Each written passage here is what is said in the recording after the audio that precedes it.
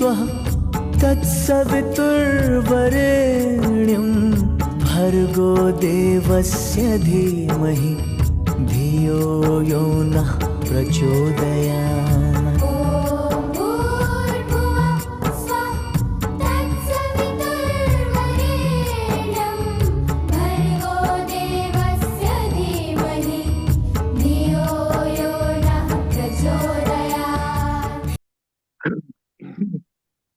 देतुल्यायो महाशक्ति आचार्य चंद्र कुमार क्रमांक 1056 दिन मंगलवार तारीख 5 नवंबर 2024।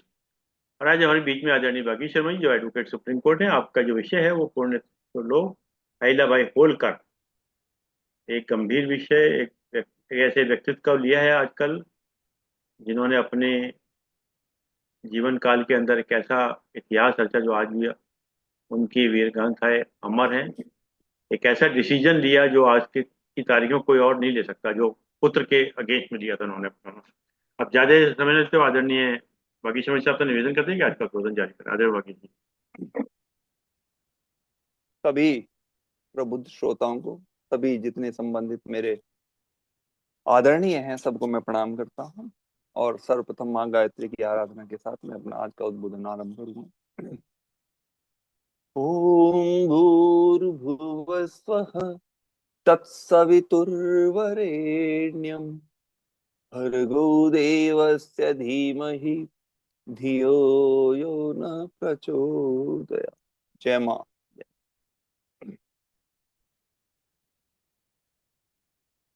जैसा कि अभी अरविंद भाई साहब ने बताया, आज हम जिस चरित्र नायिका के जीवन चरित्र को के बारे में बात करने के लिए यहाँ इकट्ठा हैं,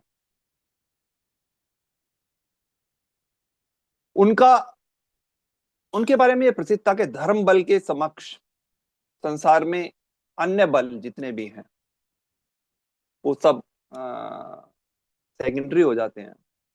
उन्होंने अपना पूरा जीवन हमेशा अनेक प्रकार के कष्टों के बीच व्यतीत किया। पग पग पर उन्हें कष्ट हुए, लेकिन उस सब के बावजूद भी वो सदा धर्म के पथ पर आरूढ़ रही। और न केवल आरूढ़ रही बल्कि धर्म के पथ पर चलते चलते उसने सबको सेकेंडरी करते हुए विजय पाई।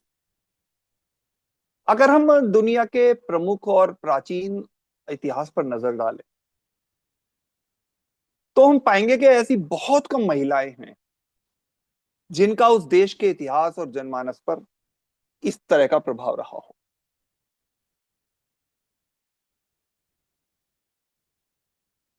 लेकिन ये बात हम भारत के बारे में भी कहना चाहेंगे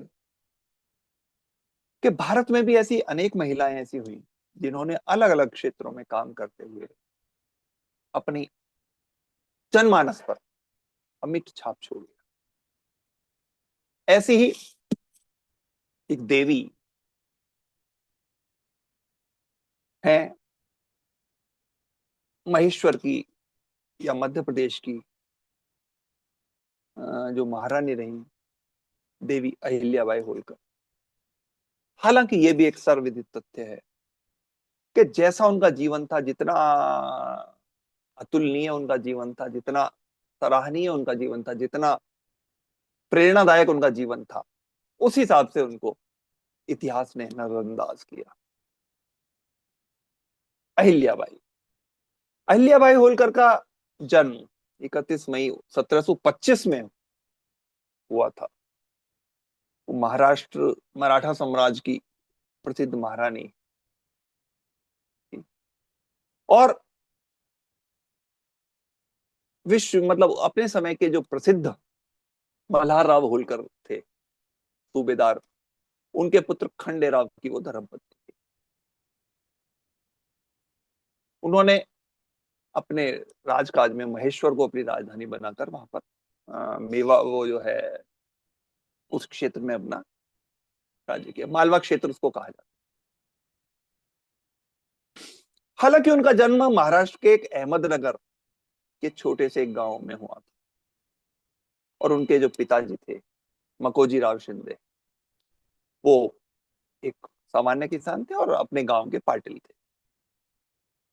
हालांकि उस समय की जो परिपाटियां, स्थितियां, परिस्थितियां रहा करती थी, उनमें लड़कियों को स्कूल जाना कोई आवश्यक नहीं माना जाता था, रादर उसको वो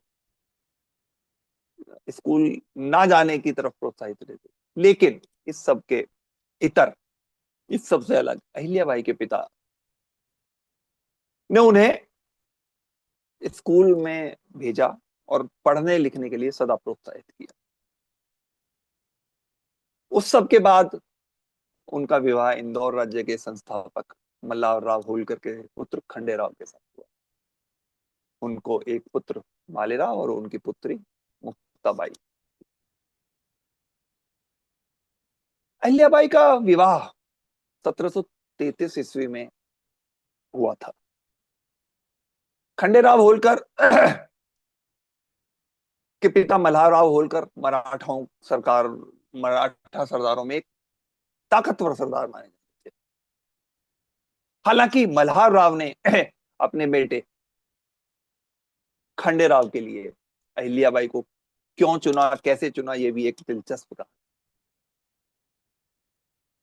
इस बारे में एक कहानी, कथा या एक दृष्टांत प्रचलित है कि मल्हारराव और बाजीराव पेशवा दोनों किसी युद्ध में युद्ध लौटकर वहां से वापस आ रहे, और जो अहिल्याबाई का के पिता का गांव था चौड़ी गांव, वो वहां पर रुके।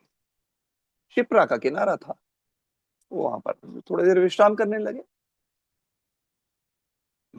वहीं शिप्रा के तट पर बाल अहिल्याबाई अपनी सहेलियों के साथ खेल रही थी, और वो रेतों के शिवलिंग बना बनाकर एक तरफ उन्हें इकट्ठा कर, सेना के लोग थे, एक गारद थी, वो यहां से गुजर रही थी, तो वो सभी रुके हुए थे वहां पर। लेकिन तभी कुछ ऐसा हुआ कि जो एक घोड़ा था उनके गारद का, वो उनसे कह के बिदक कर, जैसे कहते हैं, बिदक के छूट के, और वो नदी की तरफ भागा। जिस तरफ अहिल्याबाई बैठी हुई थी उस तरफ ही वो भाग लगा। ईदा अपना मस्त थी, अपना खेलने में मस्त थी। जब शोर मचा तो अहिल्या ने देखा कि एक घोड़ा उसकी तरफ भागा हुआ, लेकिन वो अपने बनाए हुए शिवलिंगों के पास ही बैठी रही, अडिग बैठी रही। उसने इस बात से बिल्कुल घबराई नहीं। हुआ भी यही कि थोड़ी देर में वो घोड़ा बराबर में से घूम के वापस अपने चला। लेकिन उसके इस साहस और इस सोच और इस आत्मविश्वास, या उसके इतने भगवान के प्रति आसक्ति से मल्हारराव बहुत प्रभावित हुए, और उन्होंने मन ही मन अपने बेटे खंडेराव के लिए उसको अपनी पुत्र वधू बनाने के लिए का निर्णय ले लिया। हालांकि ये बात बहुत बाद में दीगर है कि इसके बाद वो इसके अहिल्याबाई के पिता से मिले, और वहां जाकर अन्य बात करके और उसको औपचारिकताएं इस बारे में पूरी की। जैसा कि मैंने पहले कहा कि उस समय शिक्षा पर के लिए या शिक्षा हेतु महिलाओं को बहुत अधिक अधिकार नहीं थे। लेकिन मल्हारराव उस समय की एक ऐसी सोच वाले व्यक्ति थे, वो इतने दूरदर्शी थे कि उन्होंने सदा महिलाओं को पढ़ने के लिए प्रोत्साहित किया। और इसी तरह उन्होंने उनकी जो बड़ी रानी थी गौतमाबाई, उनके साथ मिलकर उन्होंने अहिल्याबाई का विवाह करके अपने पास ले आए। और दोनों पति पत्नी ने, मल्हारराव ने भी और गौतमाबाई ने भी, अहिल्याबाई पर कोई ऐसा बंधन नहीं लगाया कि जिससे कि वो उसे कि तुम इस घर की बहू हो इसलिए तुम पढ़ोगी नहीं, लिखोगी नहीं, या ये काम करना है, ये नहीं करना। उन्होंने पढ़ाया भी, लिखाया भी, और एक साथ साथ उन्होंने उन्हें उसे एक अहिल्याबाई को युद्ध कौशल में एक योद्धा के रूप में भी शिक्षा दिलाते रहे। और इन सभी चीजों का परिणाम ये भी हुआ कि बाद में अहिल्याबाई ने अपने पति खांडेराव के साथ अनेक युद्धों में भी भाग लिया, और खांडेराव को के साथ साथ वो खांडेराव के राजकाज में भी पूरा अपना योगदान उन्होंने दिया। अहिल्याबाई और खांडेराव का एक बेटा भी था जिसका नाम मालेराव था। मल्हारराव होलकर ने 1717 में गौतमी बाई से विवाह किया गया था। हालांकि उन्होंने बानाबाई, द्वारकाबाई, हरकूबाई और खंडा रानी नाम की और भी 3-4 महिलाओं से विवाह किया और उनको एक राजकुमारी। उनकी पुत्र वधू अहिल्याबाई होलकर ने अपने ससुर के प्रति बहुत ज्यादा आदर सत्कार करती थी, उनकी हर बात को मानती थी और ससुर मल्हारराव भी उनके लिए बहुत अधिक समर्पित थे। और इसी का परिणाम ये था कि बाद में जहां पर मल्हारराव का अंतिम संस्कार किया गया, वहां पर उन्होंने, अहिल्याबाई ने उनके नाम की एक छतरी, आलमपुर नाम की जगह है, वहां पर एक छतरी भी स्थापित करी और वो समाधि के रूप में उसका निर्माण। अहिल्याबाई के बहुत ज्यादा जीवन उथल पुथल से रहा। अहिल्याबाई ने न केवल इस सब के बावजूद अपने राज्य की सीमाओं का पूरे भारत भर में विस्तार किया, लेकिन उसके साथ साथ उन्होंने अनेक तीर्थों का, अनेक मंदिरों का और जनमानस के उपयोग में आने वाले घाटों का, कुओं का, बावड़ियों का निर्माण किया। उनके कराए हुए कार्यों में जो बहुत प्रमुख है वो है काशी विश्वनाथ में जो शिवलिंग की स्थापना है, वो भी उन्होंने उसी समय करवाई थी।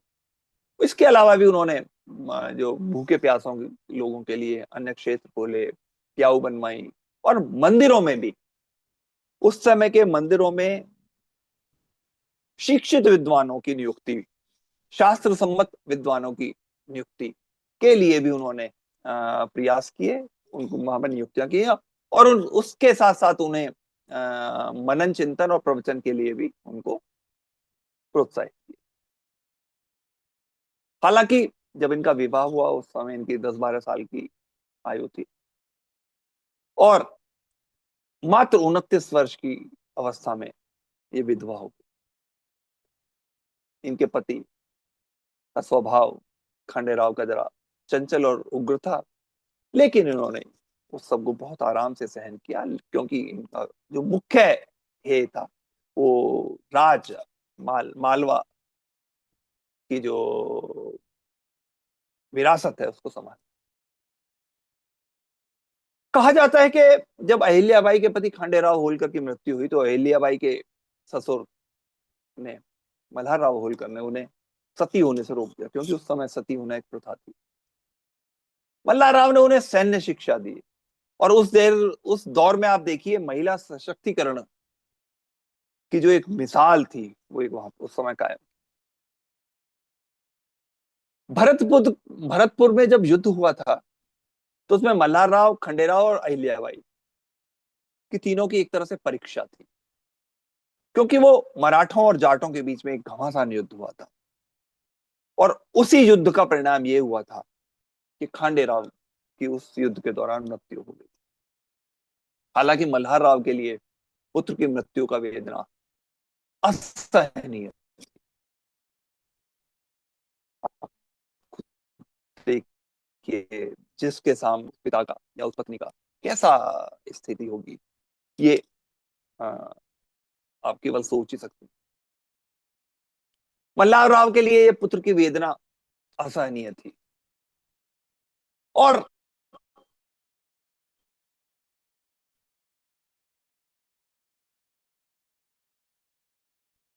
दूसरी तरफ अहिल्याबाई का इस जीवन का कोई अर्थ नहीं। हालांकि मल्हारराव ने अपनी इस पुत्रवधू को बहुत समझाया और अहिल्याबाई ने बहुत सोच विचार के बाद, बहुत जो प्रेशर उसके ऊपर रहे, सती होने का विचार त्याग दिया और जी जान से, मन से प्रजा की सेवा या राज की सेवा करने का प्रयास।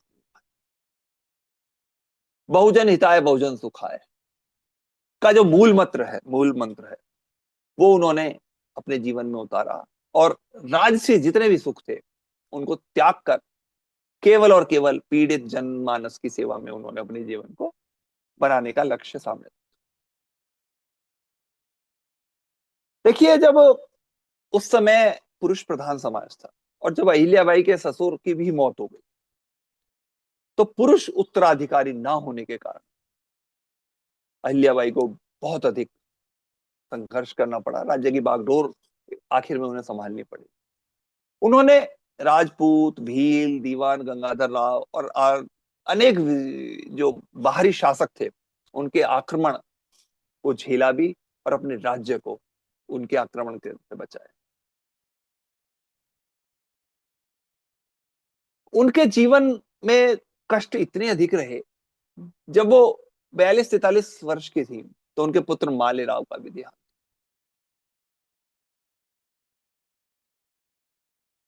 मालेराव लंबे समय तक बीमार रहे और उसका जो मृत्यु थी वो बिल्कुल उनके लिए असहनीय थी। उसके बाद जो उनकी पुत्री थी, उसका जो बेटा था नत्थू, उससे वो बहुत प्यार करती। वो भी कुछ वर्ष बाद उसकी भी डेथ हो। ये सब होता रहा और उसके कुछ वर्ष बाद, मालेराव की मृत्यु के करीब 4-5 वर्ष बाद, उनके जो दामाद था यशवंत राव, वो भी गुजर गए। और दुर्भाग्य तो ये रहा कि उनके निधन के बाद उनकी जो पुत्री मुक्ताबाई थी, उसने भी सती होने का निश्चय ले लिया। और आप सोचिए कि ये इन सभी आघातों को सहना एक महिला के लिए सहनीय नहीं होता।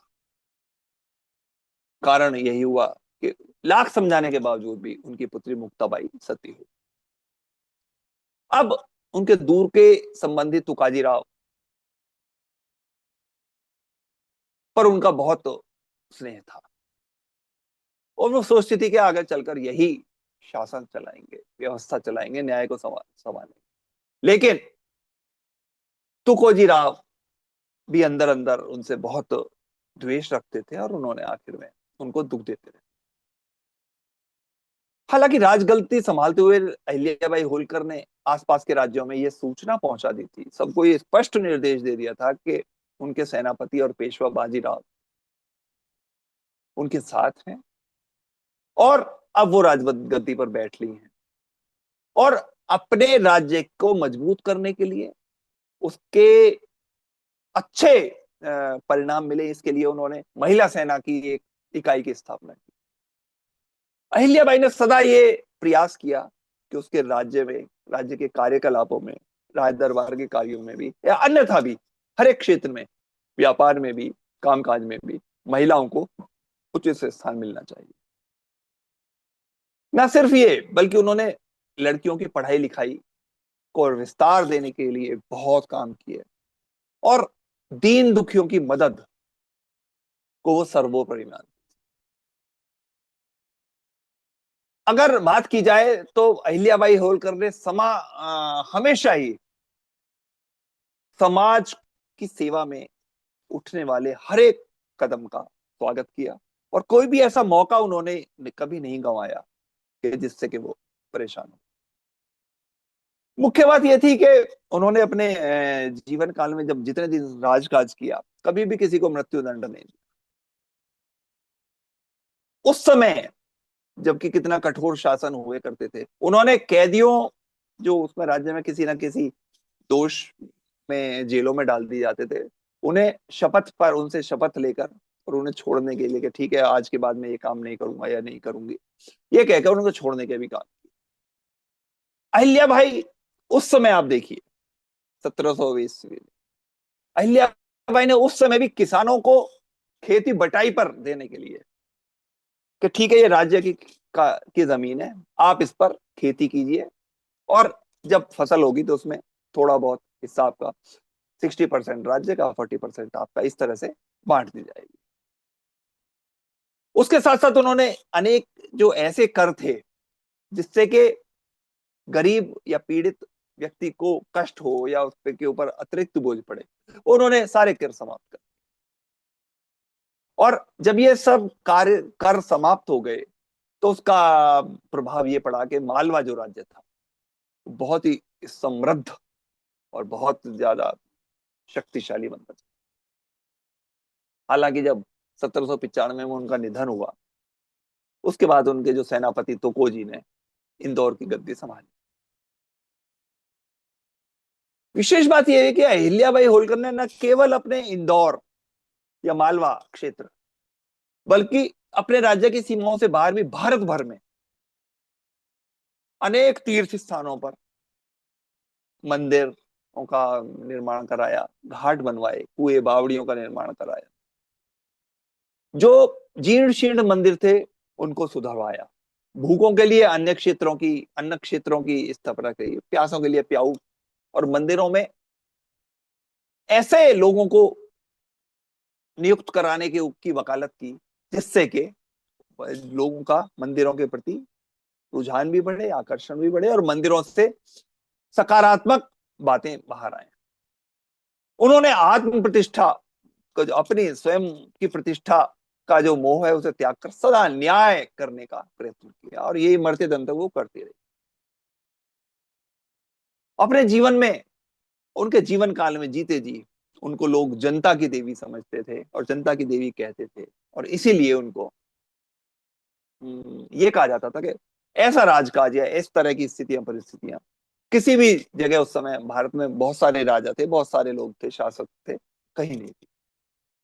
प्रजाजन या साधारण गृहस्थ, किसान हो, मजदूर हो, दीन अवस्था में हो या जैसा भी हो, चाहे वो कितना ही परेशान हो, उस समय उनका एकमात्र सहारा धर्म था। और धर्म के ऊपर अंधविश्वासों का या रूढ़ियों की जकड़ थी। न्याय में उस समय ना शक्ति थी ना विश्वास था। और उस काल की उन विकट परिस्थितियों के या उस असहनीय स्थिति में अहिल्याबाई ने जो कुछ किया, या कहें कि अहिल्याबाई ने उस समय के प्रयासों में जो बहुत कुछ किया, वो बहुत ज्यादा स्मरणीय है। इंदौर में हर वर्ष अहिल्या उत्सव मनाया जाता है, और ये अभी भादों में मनाया जाता है। जब उनका जन्म स्थान माना गया था मई में, उन दिनों उसके बाद मनाया जाता है 1 महीने।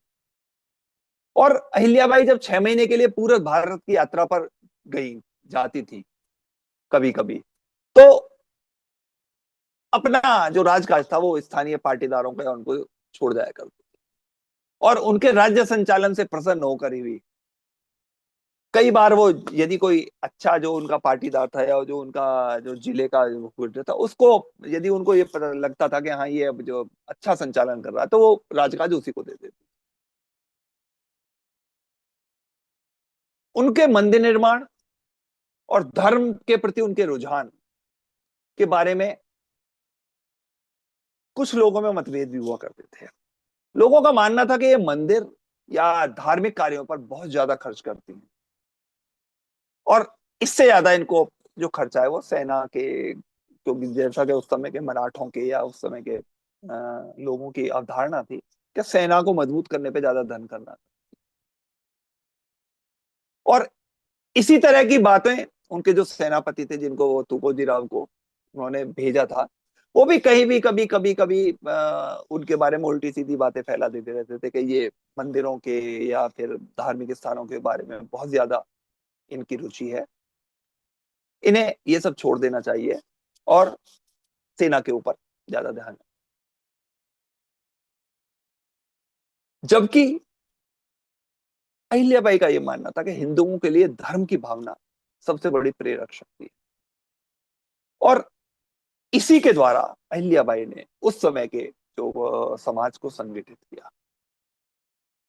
अहिल्याबाई के संबंध में 2 प्रकार की विचारधाराएं लोगों के बीच में। एक में तो उनको देवी का अवतार माना जाता, और दूसरी में उत्कृष्ट गुणों की स्वामिनी के साथ साथ रूढ़ियों के प्रति श्रद्धा को भी वो प्रकट करती। वो अंधेरे में एक तरह से प्रकाश की किरण के समान थी, जिसको अंधेरा बार बार ग्रहण करना चाहता था, पकड़ना चाहता, लेकिन अपने उत्कृष्ट विचारों और अपने श्रेष्ठ नैतिक आचरण के चलते उन्होंने समाज में अपने आप को देवी के रूप में स्थापित कर लिया था और यही दर्जा उन्हें दिया। उनका सारा जीवन, पूरा जीवन वैराग्य, कर्तव्य पालन या परमार्थ की साधना में लगा रहा। देवी अहिल्या परम शिव भक्त थी। कहा जाता है क्या, ये विचारणीय मतलब तथ्य है, बिल्कुल स्पष्ट तथ्य है कि बिना शिव की पूजा के बिना वो अपने मुंह में पानी की बूंद भी ग्रहण नहीं करते। और उन्होंने अपने समय में जितने दिन उन्होंने राजकाज किया, अपना पूरा जो शासन था, पूरा राज्य था, वो भगवान शिव को अर्पित कर रखा। और वो स्वयं शिव जी की एक सेविका बनकर, साधिका बनकर शासन चलाते थे।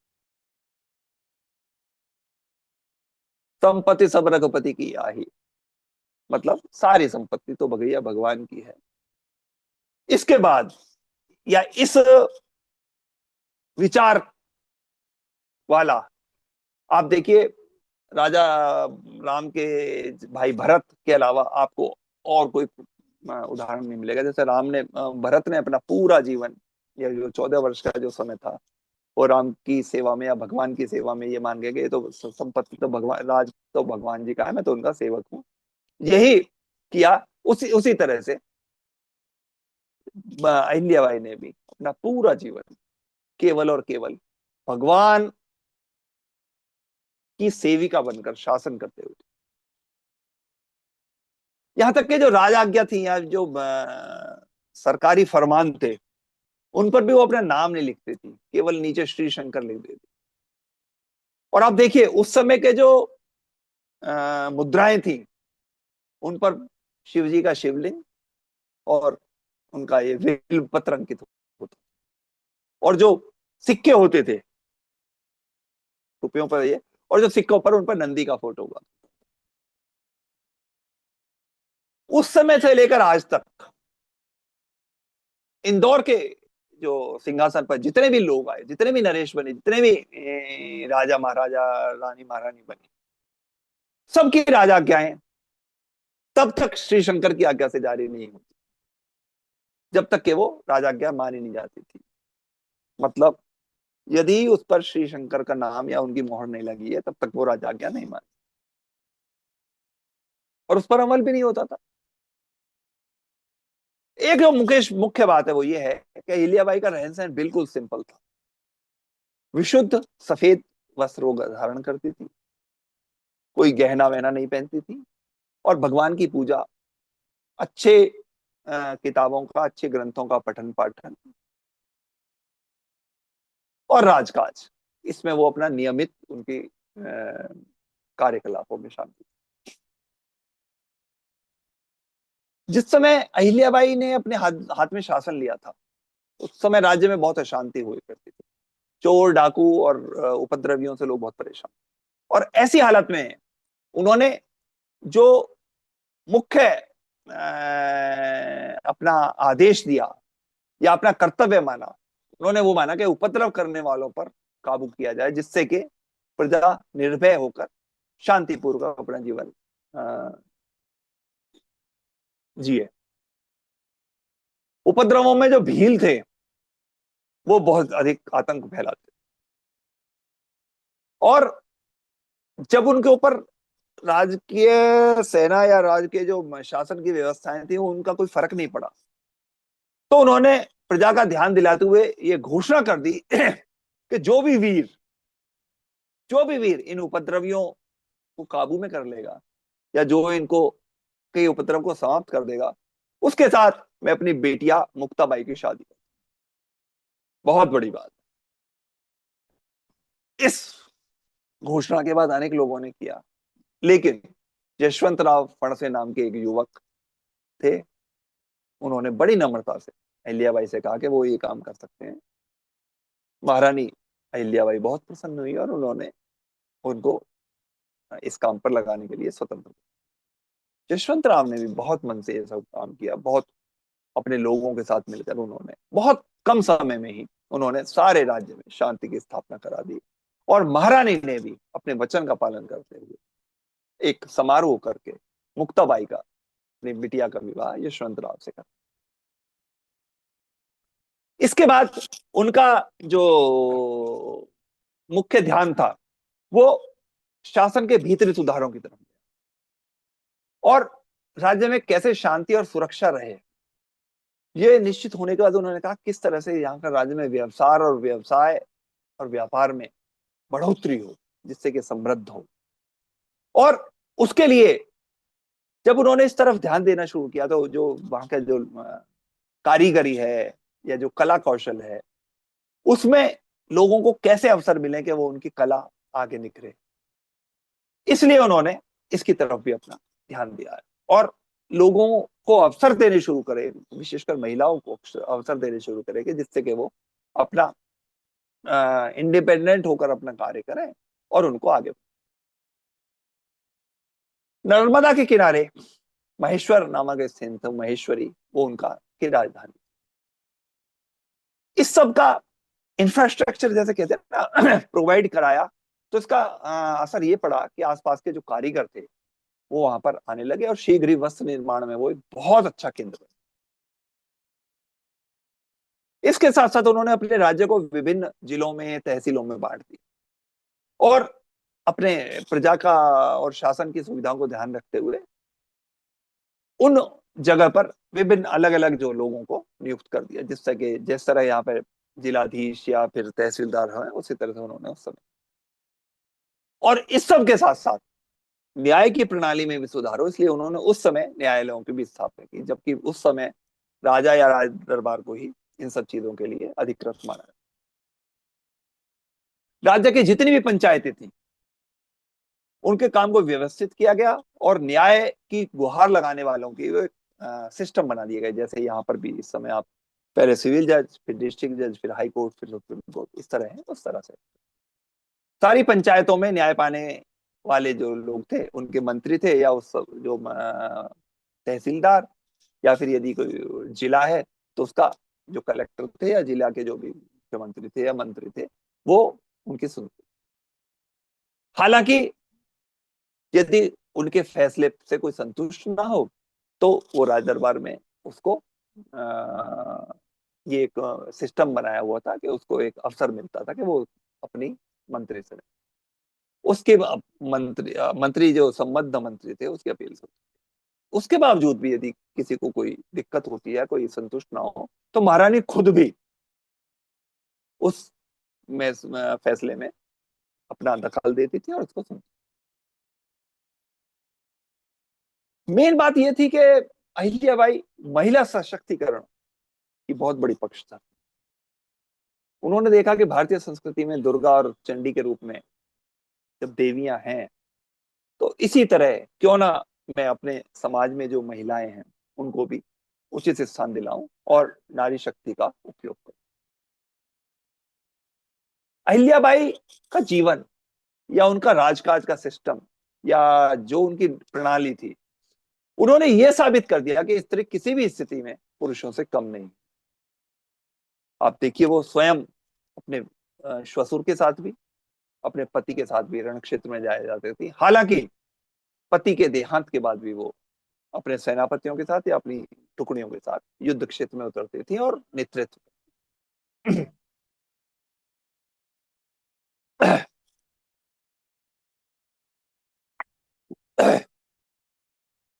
जब रानी अहिल्याबाई ने अपनी शासन की बागडोर अपने हाथ में ली थी तो ये नियम हुआ करता था कि यदि किसी महिला के पति की मृत्यु हो जाए और उसको कोई पुत्र ना हो तो उसकी जो सारी संपत्ति है वो राजकोष में जमा हो जाए। लेकिन अहिल्या ने इस कानून को बदल दिया। उन्होंने मृतक की विधवा को यह अधिकार दिया कि वो अपने पति के द्वारा छोड़ी हुई संपत्ति को की वारिस बनेगी और अपनी इच्छा के अनुसार वो अपने उपयोग में लाए, चाहे उसका सुख भोगे, चाहे अपनी संपत्ति को जन कल्याण के कार्य में लगाए या फिर अपनी संपत्ति को राज्य को दान दे। जो पर्सनल असिस्टेंट जिसे कहते हैं पीए, अहिल्याबाई की जो विशेष पीए थी वो भी एक महिला ही थी। और इस सब के बावजूद भी आप देखिए महिलाओं के प्रति या उस समय के जो माहौल में उन्होंने जितने भी अपने कार्य किए उनमें, जैसे नदियों पर घाट बनवाए, उनमें महिलाओं के लिए विशेष व्यवस्था कराई हुई थी। उनके मन में स्त्रियों का मान सम्मान का ध्यान रखना बहुत ज्यादा आवश्यक था। और विशेष बात यह है कि महिलाओं को पढ़ाना लिखाने की बात हो, या दान दक्षिणा देने की बात हो, या किसी भी तरह का कोई काम हो, वो महिलाओं को एक बहुत ध्यान देती थी। और दान दक्षिणा के बारे में वो बहुत उदार थी। वो उस समय ये नहीं देखती थी कि कौन है क्या है। कहा जाता है एक बार बुंदेलखंड से कोई व्यक्ति आया रानी से मिलने। उसके एक बहुत अच्छा धोतियों का एक जोड़ा बहुत शानदार लेके आया, क्योंकि उस टाइम चनेरी जो थी वो पढ़ाई कढ़ाई पढ़ाई वो उधर की बहुत फेमस हुआ करती थी। अहिल्याबाई ने उसको बड़े प्रेम से, बड़े आदर के साथ स्वीकार किया। अहिल्याबाई ने तभी देखा कि उस वहां जो एक सेविका बैठी हुई है, वो उस जोड़े को बड़े ललचाई नजरों से देख रही है, बड़े ध्यान से देख रही है कि अहिल्याबाई ने देखा कि ये तो इसका कि इस जोड़े के प्रति आसक्ति है। तो उन्होंने उसको बुलाकर वो जोड़ा उस सेविका को दे दिया। हालांकि वो बाद में बड़ी नानो कर करी, लेकिन अहिल्याबाई ने कहा नहीं नहीं, इसे तुम रखो। इसी प्रकार एक बार उनके जो दामाद थे, मुक्ताबाई के पति, वो कहीं से आए थे, तो उन्होंने पूजा अर्चना के लिए कोई बहुत अच्छी सामग्री भेजी। उस सामग्री में बहुत सारी चीजें थी, और वो जैसे सामग्री का थाल, वो बहुत सुंदर सा थाल आया।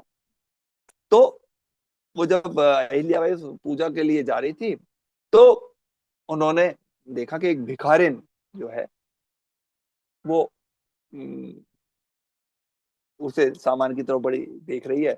तो उन्होंने वो सारा सामान उस भिखारिन को दे दिया।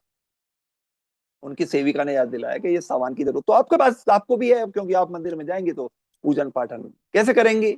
लेकिन उन्होंने अपनी जो सेविका थे उससे कहा नहीं नहीं नहीं, कोई बात नहीं, मेरे पास और सामान है, कोई बात। उस समय के हिसाब से अहिल्याबाई को ये बिल्कुल भी पसंद नहीं था कि कोई आके उनके पैर छुए, या उनके सामने गिड़गिड़ाए, या उनके सामने अ, बिल्कुल अनुनय विनय। यदि कोई महिला आकर, चाहे छोटी हो या बड़ी हो, आकर उनके पैर छूना चाहते थे, वो उसे बिल्कुल पसंद नहीं करे। वो एकदम तुरंत उसे अपने उठा लेती थी, अपने हाथों से उठा लेती थी, और उसके सिर पर बड़े ठाठस बनाते हुए, और उसे बिल्कुल अपना समझाती थी, उसको गले लगाती थी, और कहती थी कि रोने वालों के लिए आंसुओं की कोई जरूरत नहीं है, तुम आंसुओं को संभालो, और उचित समय पर इन्हें बहाना, अब ये आंसू मत बहाओ। हालांकि जब वो महिलाओं से इस तरह की बातें करती थी, तो उनको ये पसंद नहीं रहता था कि कोई पुरुष वहां पर बैठे। और यदि किसी कारण से कोई भी मंत्री या किसी के सामने या एडेंडम कोई महिला आ गई, तो वो तुरंत किसी भी बहाने से उस पुरुष को वहां से हट जाने के लिए कह देती थी, क्योंकि उनका मानना था कि एक महिला की व्यथा, एक महिला की भावना को एकांत में ही सुनाया समझा जा सकता है। कभी भी कोई भी कठिनाई हो तो उसे हल करने के लिए वो तुरंत व्यवस्था करवाती थी। और इसीलिए वो महिलाओं को ये मानती थी कि एकांत में महिला बड़ा खुलकर बात करे। राज्य के दूर दराज के क्षेत्रों के दौरा करना, प्रजा की बातें करना, उनकी समस्याएं सुनना, और उनका हल निकालना में बहुत अच्छा लगता, क्योंकि वो विशेष तौर पर महिलाओं को त्याग में उपदेश दिया करती थी। उनका कहना था कि महिलाओं को न केवल अपने बारे में, बल्कि अपने परिवार, अपने देश, अपने समाज के बारे में भी कुछ ना कुछ कहना चाहिए। एक और किस्सा है कि एक बार होलकर राज्य, उनके राज्य की दो विधवाएं अहिल्याबाई के पास आई। दोनों बड़ी संपन्न थी, लेकिन उनके पास उनके दोनों की कोई संतान नहीं। उन्होंने अहिल्याबाई के पास आकर कहा कि वो रानी, हम आपसे बहुत प्रभावित हैं, और ये हमारी संपत्ति है, हम इसे आपके चरणों में अर्पित करना चाहते हैं, और आप हमें आज्ञा दें, हम ये संपत्ति आपको न्यौछावर कर।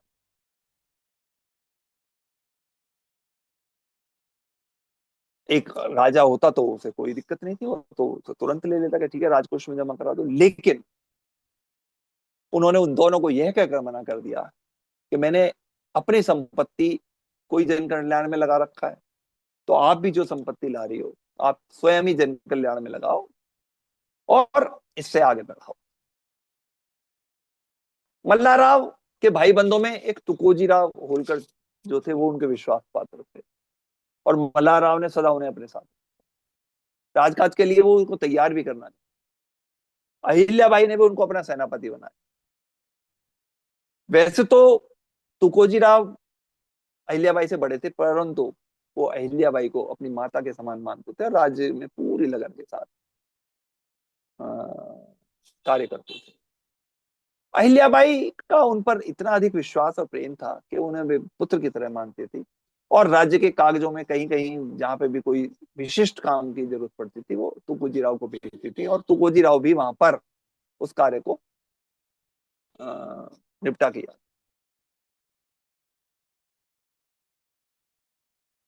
इनके पति खांडे राव ने अहिल्याबाई समेत करीब 10 महिलाओं से शादी की, और जब कुम्हेर किले की लड़ाई में खांडे राव की मृत्यु हुई 1754 में, तो उनकी अहिल्या के अलावा बाकी जितनी भी रानियां थी वो सब उनके साथ सती हो गई। उनका पुत्र मालेराव मात्र 21 साल की उम्र में वो राजा बन गए थे, इंदौर के शासक बने और पेशवा की गद्दी मिली। हालांकि करीब मालेराव ने 6 महीने से के करीब उस शासन किया और कुछ दिन बाद ही उसकी मृत्यु हो गई। आप देखिए राज्य की चिंता और अपने प्राण प्रिय अपने लोगों का बिछोह हो, इन सब के का असर ये हुआ कि 1795 में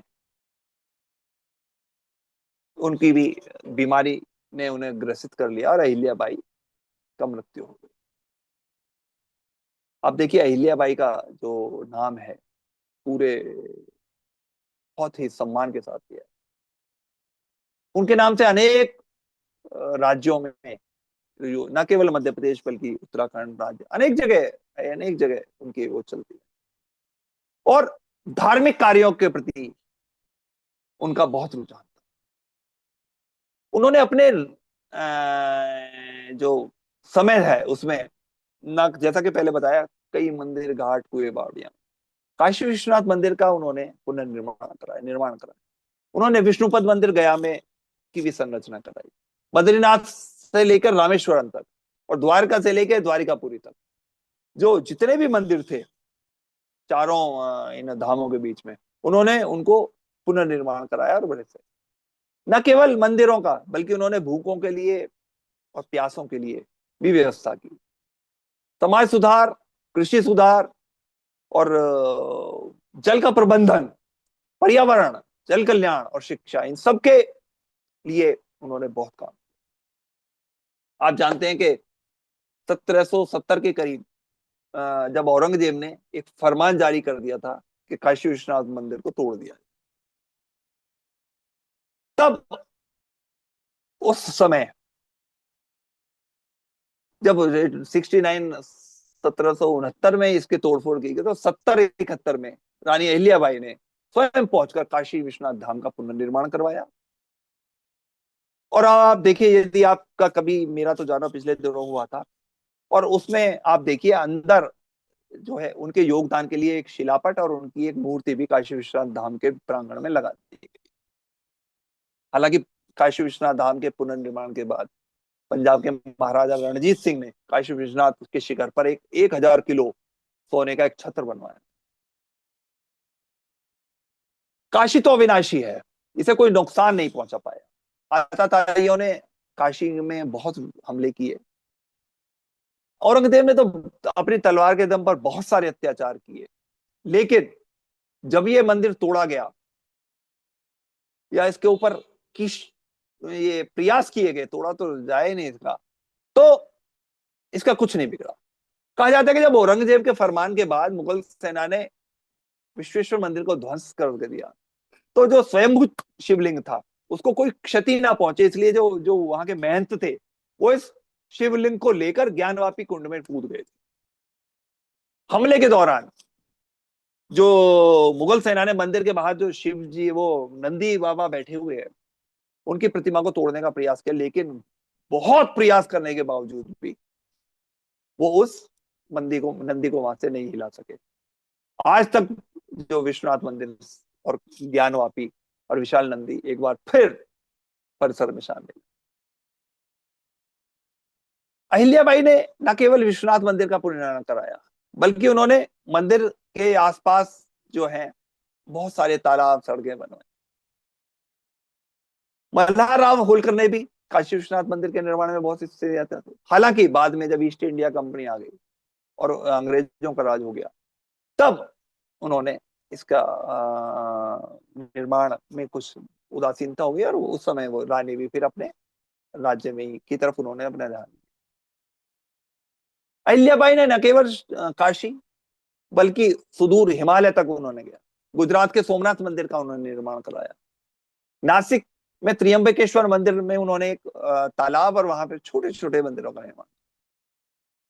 गया में विष्णुपद मंदिर का निर्माण कराया और उसके बराबर में राम जानकी और लक्ष्मण जी की मूर्तियों वाले एक मंदिर का निर्माण। पुष्कर में भी अहिल्याबाई का आपको मंदिर और धर्मशालाएं मिलेंगी। वृंदावन में भी आप देखिए जो 57 सीढ़ियों वाली एक बावड़ी है कुआ है उसका निर्माण करवाया और वहीं साथ के साथ उसके बिल्कुल बराबर है एक भोजनालय है उसका निर्माण करवाया। मध्य प्रदेश तो खैर उनका अपना था, वहां तो उन्होंने कराया ही। तो कुल मिलाकर आप ये देखिए कि उस शताब्दी में जब काशी में गंगा के किनारे मणिकर्णिका घाट का उन्होंने निर्माण करवाया और राजघाट और अस्सी संगम के बीच में उन्होंने ये सब करवाया था। बिल्कुल जो मेन जो है परिसर का जो है काशी विश्वनाथ परिसर का जो मेन है दशाश्वमेध घाट उसके बिल्कुल बराबर में मणिकर्णिका घाट। तो उस समय जो उसके कार्यकलापों के कारण उनके इन्हीं विचारों के कारण इतने समर्पित जीवन के लिए उन्हें बहुत बहुत बहुत बहुत दूर तक लोगों ने सम्मान दिया और उनका समर्पण राज्य के प्रति भी, राज्य वालों के प्रति भी और समस्त प्रजाजनों के प्रति बहुत ज्यादा। अहिल्याबाई ने महेश्वर की नगरी को में अपना स्थान बनाया क्योंकि ये पवित्र नदी के किनारे। महेश्वर खरगोन के पास का एक जगह है, वहां पर उन्होंने मंदिर बनाया।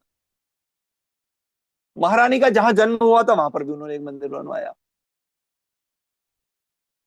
इस सब के बावजूद भी आप देखिए महारानी अपने समय में कुछ खेतों को, राज्य की जमीन को खरीद के और बाकी कुछ जगह की फसल को ऐसे ही छोड़ देती थी कि चलिए अब इस पर चिड़िया या फिर जो है जानवर खाते रहते।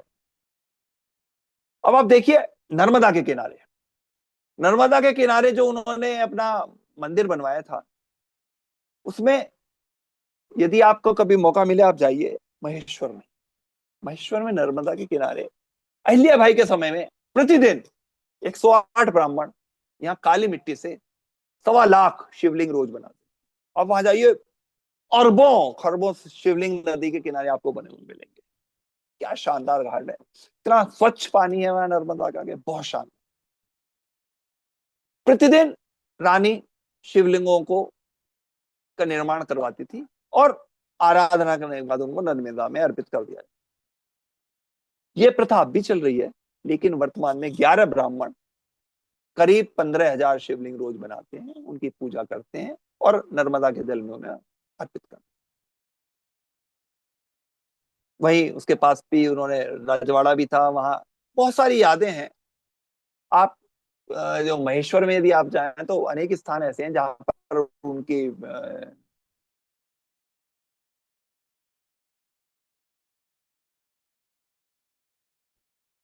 स्थिति और भारत के प्रति उनका समर्पण इतिहास के पन्नों में स्वर्ण अक्षरों में मिलेगी। भारत की हर नारी को सशक्त बनाने में उनका योगदान, एक नारी शक्ति के रूप में, देवी के रूप में स्थान पाने के लिए ये तो बहुत सारी आपको कहीं मिल जाएंगी, लेकिन अपने ही पुत्र को मृत्यु के दंड देने वाली, जैसी कि अरविंद भाई साहब ने बताया था, वो एक ऐसी है।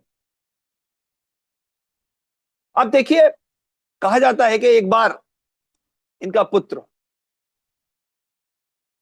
मालेराव राज्य में जा रहा था अपना रथ लेके। रास्ते में एक गाय का बछड़ा था, वो कूदता हुआ उसके रथ के सामने आया, और वो उसके ऊपर से उसका पहिया गुजर गया और वो रथ की चपेट में आकर घायल हो गया और कुछ देर बाद मर गया। मालेराव ने तो इस बात पर कोई ध्यान दी नहीं और रथ समेत आगे चला गया। वो गाय अपने बछड़े के पास पहुंची और बछड़े को जब उसने मरा हुआ देखा तो वहीं पर सड़क पर बैठ गया। कहते हैं थोड़ी देर बाद रानी अहिल्याबाई का रथ वहां से गुजरा और वो नजारा देख के बहुत परेशान, आसपास से पूछी लेकिन किसी ने अधिक बताने नहीं, किसी को ये हिम्मत नहीं थी कि कहे कि रानी ये राजकुमार ने इस तरह का ये किया है। लेकिन उन्हें ये बात पता चल गई। वो अपने घर पहुंची और बहुत क्रोधित थी। उन्होंने अपनी बहू को बुलाया और उससे पूछा कि अगर कोई माँ, किसी माँ के सामने उसके बेटे पर रथ चढ़ा दिया जाए और वो चढ़ाने वाला वहां रुके भी नहीं तो क्या करना चाहिए। उनकी बहू ने, मैनाबाई थी उसका नाम, की पुत्रवधू का, उसने कहा कि ऐसे आदमी को मृत्यु दंड देना चाहिए। रानी अहिल्या तुरंत सभा में पहुंची और आदेश दिया कि उनके पुत्र मालेराव को पेश किया जाए, हाथ पैर बांध दिए जाए और ठीक वैसे ही जैसे कि वो बछड़ा मरा था सड़क पर, उसी तरह उसे सड़क पर गिर दिया जाए, उसके ऊपर से रथ से कुचलकर मृत्यु दंड। अहिल्याबाई का यह आदेश सुनकर सभी सब चौंक गए, क्योंकि वो कोई आम शासकीय आदेश नहीं था, बल्कि एक ममतामयी माँ का अपने इकलौते पुत्र के प्रति दिया गया आदेश था। कोई भी, मालेराव को बांध कर लेटा दिया गया, लेकिन कोई भी उस रथ को चलाने को, बैठने को तैयार नहीं। जब उन्होंने सारे सेनापतियों के या सेवकों की तरफ देखा, कोई नहीं कर रहा, तो रानी खुद उठी और उन्होंने खुद रथ की जो लगाम पकड़ी। वो जैसे ही रथ को आगे बढ़ाने लगी, तभी बड़ी एक आश्चर्यजनक बात हुई। सभी को एकदम ममतत्व की एक मिसाल दिखाई दी, क्योंकि जैसे ही वो रथ को आगे बढ़ा रही थी तभी वो ही गाय आकर रथ के सामने खड़ी हो गई। उन्होंने उस गाय को हटाने का बहुत प्रयास किया, लेकिन वो बार बार रथ के आकर आगे खड़ी हो गई। इस घटना से प्रभावित दरबारी और मंत्री ने कहा कि आप इस गाय का इशारा समझे, क्योंकि अब ये गाय भी ये चाहती है कि आप अपने बेटे पर दया। ये गाय भी मानो ये कह रही है कि माँ को अपने बेटे के खून से अपने हाथ नहीं रखने चाहिए। हालांकि इस घटना के बाद उनके पुत्र मालोजी राव बहुत कुछ सीख चुके थे, और ये घटना सिर्फ कहानी मात्र नहीं है, ये एक ऐसा सत्य है जो बताता है कि एक शासक का राज्य देश के हर प्राण, पशु पक्षी, सब में समान माना जाता है। मालवा की रानी, आज का आपने जो इसका आज के जो हेडिंग था वो देखा होगा, पुण्य श्लोका अहिल्या। मालवा की रानी अहिल्याबाई को पुण्य श्लोका इसलिए भी कहा जाता है क्योंकि वो एक आदर्श शासिका थी और उन्होंने लोगों को अनेक सुविधाएं दी। पुण्य श्लोक उस राज्यकर्ता को या उस हेड को कहते हैं जो अपनी प्रजा को सब प्रकार के अभावों से मुक्त कराए, जो दुखों से मुक्त कराए, और एक तरह से प्रजा के प्रति अपने हर एक ऋण से उऋण हो जाए। वास्तव में उस काल में हमारे यहाँ जो भी आदर्श राज्यकर्ता हुए थे, उनमें देवी अहिल्याबाई एक ऐसी थी कि जिन्होंने उद्योग लगाकर लोगों को रोजगार दिया। न्याय की देवी मानी जाती थी क्योंकि उनका न्याय का आदेश शिव का आदेश माना जाता था। शासन काल में सत्य, अहिंसा, सौहार्द और ममतामयी कारणों, करुणा के अनेक प्रकार किए। और इन्हीं सब बातों को देखते हुए महाराष्ट्र सरकार ने जो अहमदनगर जगह है उसका नाम अहिल्या नगर कर दिया। और ये सब केवल और केवल उस देवी अहिल्या, पुण्य श्लोक अहिल्या के जीवट और उनके जीवन को ही बताता है। आज आप लोगों ने अहिल्याबाई होलकर के संबंध में दिए गए इस उद्बोधन को ध्यान से सुना, बड़े ध्यान से पूर्वक आपने मुझे भी इसका मौका दिया। आप लोगों का बहुत बहुत धन्यवाद। बहुत बहुत धन्यवाद आदरणीय भागीश जी। हमेशा की तरह आपको पास कोई भी विषय दे दिया जाए, आप हर एक विषय को ऐसे बोलते हैं जैसे आपने पीएचडी कर रखी है उस पर। इसमें कोई शक नहीं, कोई प्रसंग, कोई चीज आपने नहीं छोड़ी। और सारी चीजों को जितना भी इस समय के अंदर आप बता सकते थे आपने बताने का प्रयास किया। रूम के लोग सभी लोग अनम्यूट हैं, अगर किनके पास किसी को और कुछ जानकारी हो तो वो भी शेयर कर सकते हैं, वरना फिर बाद में आदरणीय वीएन चौधरी साहब तो सब धन्यवाद के देंगे। वागीश जी, एक दफा क्या हुआ कि ये जब राजा बनी, शासन इनके हाथ में था, जो पड़ोसी राजा को लगा कमजोर स्त्री के हाथ में शासन है, तो उसके सेनापति ने कहा कि इस पर हमला कर करके इसको जीत लेते हैं। इसे इस बात का अंदाजा हो गया कि मुझे हमला होने वाला है। इन्होंने स्त्रियों की सेना बनाई, लेडीज फोर्स तैयार की, और लेडीज फोर्स तैयार करने के बाद उस राजा को पत्र लिखा, अगर आप हमला करना चाहते हैं हम तैयार हैं, लेकिन याद रखो अगर आप हार गए तो आपकी इतनी निरादरी, इतनी बेइज्जती होगी कि आप ये माने जाएंगे कि स्त्रियों से हार गए। उसके मन में आया कि अगर मैं हार गया तो मेरा तो बड़ा निरादर होगा, अपमान होगा। लिहाजा उसने कहा नहीं, हम हमला नहीं करना चाहते, हम तो आपके पास अफसोस प्रकट करना चाहते थे कि आपके पिता और पति की मृत्यु हुई है। उसने, हालांकि उसके सेनापति ने कहा नहीं हमला करो, आप जीत जाओगे, लेकिन उसने मन बना लिया कि मैं हमला नहीं करूं। इसने स्त्रियों की सेना बनाई, लिहाजा इस तरह बिना लड़ाई किए जीत गई। तो ये इनकी स्ट्रेटजी थी काम करने की। ये रानी अहिल्या होलकर बहुत महान लेडी थी अपने समय की, और इसने मंदिरों का उद्धार किया, खास करके वाराणसी में। आज भी वाराणसी में महात्मा हमारे मोदी जी जाकर के ये कह रहे हैं कि आपने अच्छा कर्म किया है, मंदिरों का जीर्णोद्धार किया है। और जो मोहम्मद और जो मुसलमान बादशाहों ने मंदिर तोड़े थे उनको भी इन्होंने ठीक करा, पुनरुद्धार उनका किया। तो अपने समय में हिंदू साम्राज्य के लिए बड़ी महान नेता थी, महान लीडर थी। इनको नमस्कार बनता है। वागीश जी, आपको भी, चूंकि आपने बड़े बड़े टॉपिक्स नए नए छांट कर, कक्कड़ जी और आप दोनों ऐसे संत हैं जो नए विषय लेकर के आते हैं, और आपसे आशा भी करते हैं अरविंद जी कि आप इस विषय को लेकर के आएंगे, पर आप इस सब पूरे उतरते हैं। धन्यवाद। सर, आपने जो पढ़ा रखा है, जो सिखा रखा है, वही हम तो आगे उड़ेल देते हैं। आपके चेले हैं, मैं तो हूँ, मैं चाहे तो वो काम विनय भाई, कि आप चाहे आगे विनय जी हैं हो या मैं हूँ। फील्ड में आ गए। जी जी जी। नाइस। Thank you sir. चलिए साहब, कोई किसी और पे जानकारी दे सकते हैं, नहीं तो फिर आदरणीय वीएन चौधरी साहब धन्यवाद देंगे।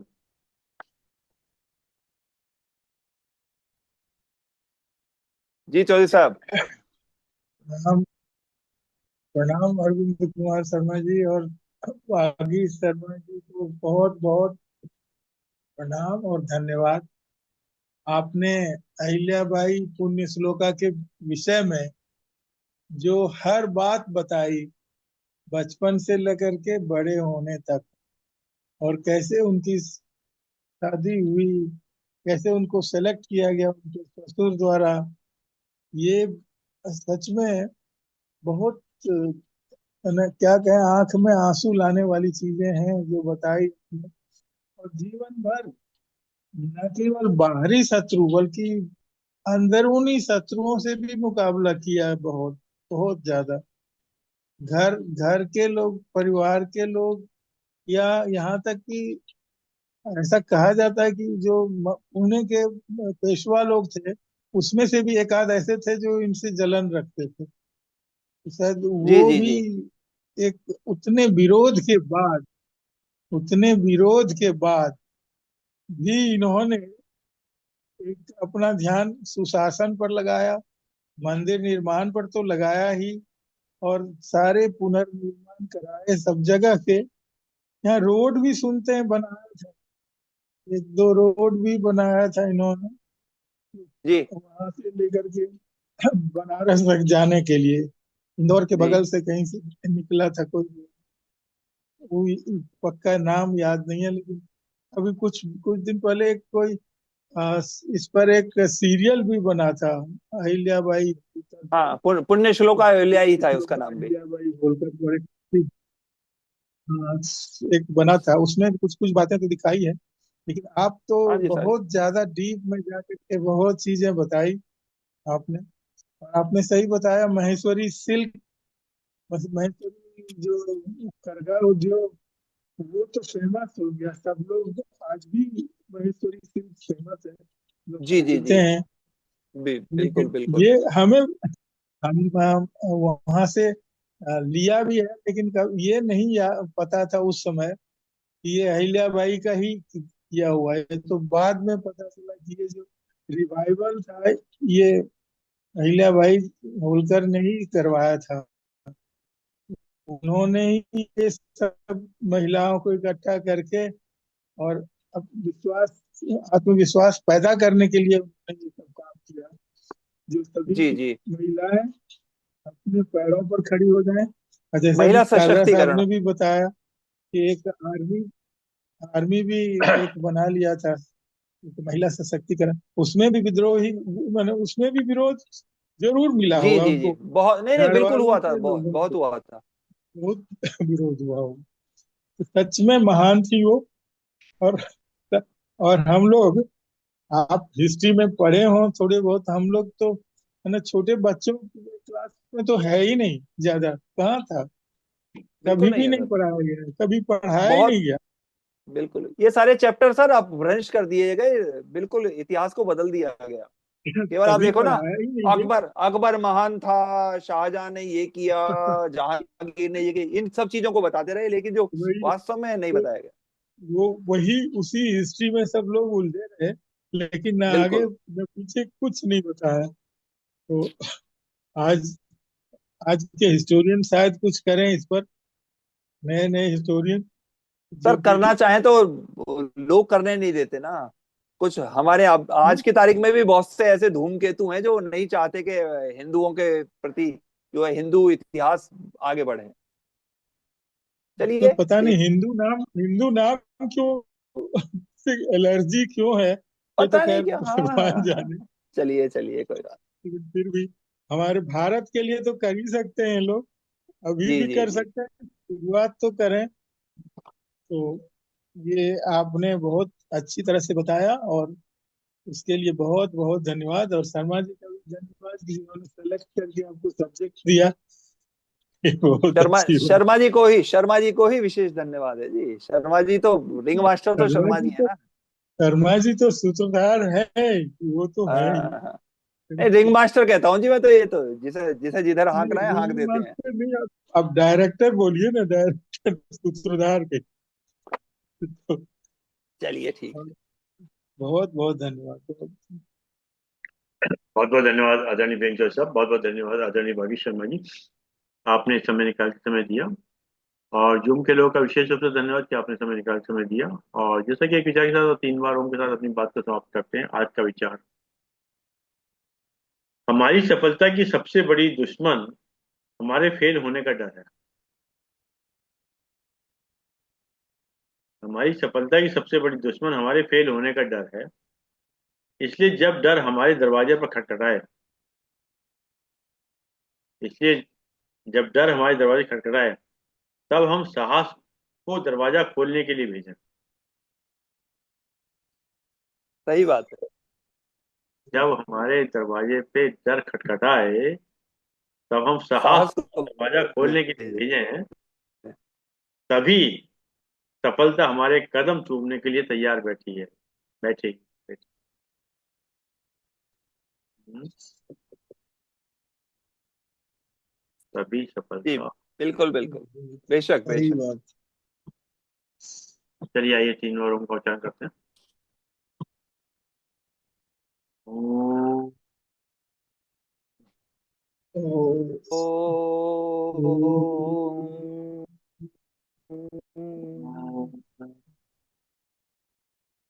ओ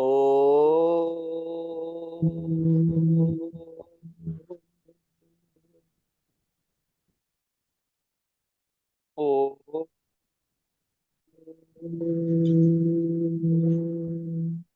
शांति। शांति शांति सभी शांति। सभी को प्रणाम।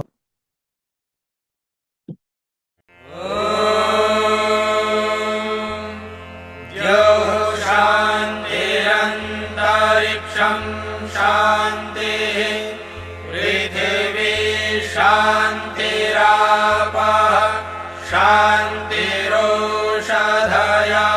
शान्तिः वनस्पतयः शान्तिर्विश्वे देवाः शान्तिर्ब्रह्म शान्तिः सर्वं शान्तिः।